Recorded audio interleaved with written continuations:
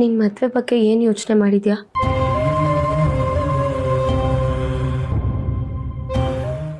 ಸಾರಿ ನಾನು ಈ ಟೈಮಲ್ಲಿ ಈ ವಿಷಯ ಕೇಳಬಾರ್ದಿತ್ತು. ಇಲ್ಲ ಜಾನು, ಆದರೆ ನನಗೀಗ ಮದುವೆ ಆಗೋಕ್ಕೆ ಇಷ್ಟ ಇಲ್ಲ ಕಣೆ.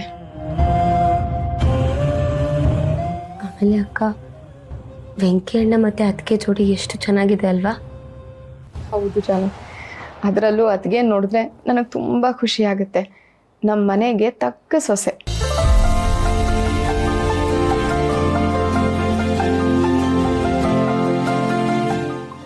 ಚಿಕ್ಕಿ, ನೀವೆಲ್ರ ಬಗ್ಗೆ ಕೇಳ್ತಾ ಇದ್ದೀರಾ, ಆದ್ರೆ ನನ್ನ ಬಗ್ಗೆ ಏನು ಕೇಳ್ತಾ ಇಲ್ಲ.